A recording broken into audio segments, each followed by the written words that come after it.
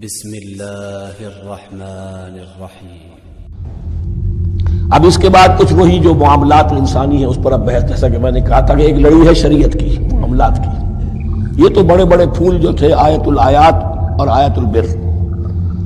یا ایھا الذین آمنوا کتب علیکم القصاص فی القتلی، اہل ایمان تم پر لازم کر دیا گیا ہے مقتولوں کا بدلہ لینا۔ قتلہ قتیل کی جمع بھی ہے اور مقتول سے یہ مصدر بھی ہو سکتا ہے کہ تمہارے لیے یعنی اس معاملے میں سہل انگاری صحیح نہیں ہے۔ انسانی تمدن کی جڑ کٹتی ہے جب کسی معاشرے کے اندر انسان کا خون بہانا عام ہو جائے، تمدن جس کی جڑ کٹ جائے تو قصاص تم پر واجب ہے۔ یا ایھا الذین آمنوا کتب علیکم القصاص فی القتلی الحر بالحر والعبد بالعبد والانثى بالانثى۔ ایک آزاد کی جگہ آزاد ہی قتل کیا جائے گا۔ آزاد میں قتل کیا ہے تو ظاہر بات ہے وہ آزاد ہی اس کی جگہ قتل ہوگا۔ یہ نہیں وہ کہے میرا غلام لے جاؤ، میرے دو غلام لے لو، نہیں۔ والعبد بالعبد، اور عبد کی جگہ عبد ہی ہوگا، جس نے قتل کیا وہی قتل کیا جائے گا۔ والانثى بالانثى، اور اگر قتل کرنے والی عورت ہے تو وہ عورت ہی قتل ہوگی۔ اس میں چونکہ وہاں بہت سے رواج مختلف تھے، بہت سے معیار بھی مختلف تھے۔ اگر اوسی خزرجی کو قتل کر دے تو 1/3 خون بہا، 3 گنا خون بہا، اور خزرجی اوسی کو قتل کرے تو 1/3 خون بہا، یہ ان کا قانون تھا۔ اسی طرح یہ کہ آزاد میں اور غلام میں فرق تھا، لیکن ہماری شریعت میں اگرچہ یہ طویل بڑا مضمون ہے اور اس میں کافی فقہا کے اقوال ہیں مختلف، لیکن امام ابو حنیفہ رحمۃ اللہ علیہ کا قول یہی ہے کہ تمام مسلمان آپس میں کفو ہیں، برابر ہیں، لہذا یہاں کوئی فرق نہیں کیا جائے گا قتل کے مقدمات میں۔ فمن عفی لہ من اخیہ شیء فاتباع بالمعروف واداء الیہ باحسان، پھر جس کو معاف کر دیا جائے کوئی شے اس کے بھائی کی جانب سے، یعنی جو مقتول ہے اس کے ورثاء اگر کہتے ہیں صاحب ہم اس کی جان بخشنے کو تیار ہیں، چاہے وہ خون بہا لے لیں یا ویسے ہی معاف کر دیں، تو جو بھی کچھ خون بہا طے ہوا ہو اداء الیہ باحسان فاتباع بالمعروف، تو اس کی پیروی کی جائے معروف طریقے پر اور ادائی کی جائے خوبصورتی کے ساتھ۔ ذالک تخفیف من ربکم ورحمہ، یہ تمہارے رب کی طرف سے تخفیف ہے، آسانی کی ہے اور رحمت ہے، اور اس کی رحمت ہونا بہت واضح ہے۔ اگر یہ شکل نہ ہو تو پھر قتل در قتل کا سلسلہ جو ہے وہ جاری رہتا ہے، لیکن اگر یہ ہو گیا کہ قاتل کو لا کے سامنے کھڑا کر دیا، لو بھائی اب تمہارے ہاتھ میں اس کی جان ہے، چاہو تو یہ قتل کر دیا جائے گا، چاہو احسان کرنا چاہو بخشنا چاہو ویسے ہی بخش دو، چاہو تو خون بہا لے لو۔ اس سے کیا ہوگا کہ وہ دشمنیوں کا جو دائرہ ہے وہ پھر سمٹ جاتا ہے، بڑھتا نہیں۔ اس میں بڑی رحمت ہے اللہ کی طرف سے۔ قانون جو ہے اسلام میں قتل کا، اس میں مدعی ریاست نہیں ہوتی۔ آج کل ہمارے ہاں غلطی یہ ہے، مدعی ریاست بن جاتی ہے۔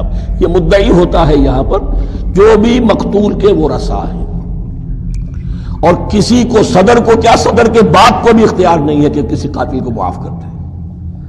قاتل کو معاف کرنے کا جو اختیار ہے وہ صرف مقتول کے ورثاء کو ہے، کوئی صدر نہیں کر سکتا۔ ہمارے دستور میں ہے، پوری شرح پوری شک موجود ہے۔ فمن اعتدی بعد ذلک فلہ عذاب علیم، جو اس کے بعد بھی حد سے تجاوز کرے گا تو اس کے لیے دردناک اور بہت بڑا عذاب ہوگا۔ وَلَكُمْ فِي الْقِصَاصِ حَيَاةٌ يَا أُولِي الْأَلْبَابِ لَعَلَّكُمْ تَتَّقُونَ، اور اے ہوش مندو قصاص میں زندگی ہے تمہارے لیے۔ ایک روحانی تصور ہے معاف کر دینا اچھا ہے، اسلام بھی کہتا ہے ان تعفوا وتصفحوا وتغفروا فإن اللہ غفور رحیم، لیکن قتل کے مقدمات میں سہل انگاری جو ہے وہ اچھی نہیں ہے، پیروی شدت کے ساتھ ہونی چاہیے تاکہ اس سے آگے قتل کا سلسلہ بند ہو۔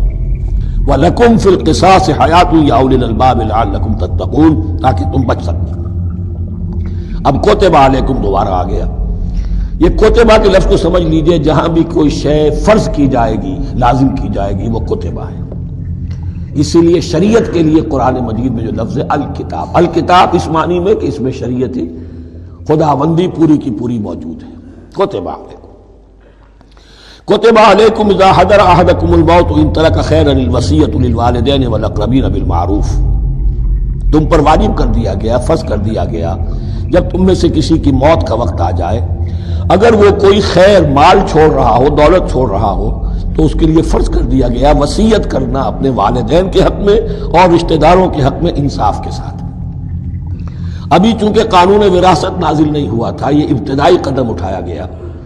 وہاں ہوتا یہ تھا جو آج بھی ہندوؤں میں ہوتا ہے، جو مر گیا اس کی ساری جائیداد کا مالک جو ہے بڑا بیٹا، چھوٹے بیٹے بھی نہیں، نہ بیٹیاں نہ بیوی، کچھ نہیں، تو سارا کا سارا مال جو ہڑپ کر جاتے تھے، کسی کو کچھ نہیں۔ یہاں یہ کہ اب پہلا ابتدائی حکم دیا گیا، لیکن یہ آیت منسوخ ہو جائے گی سورہ نساء میں جب پورا قانون وراثت آ گیا، تو اب یہ آیت منسوخ شمار ہوتی ہے۔ ناسخ وہ قانون وراثت ہے جو سورہ نساء کے دوسرے رکوع میں آئے گا۔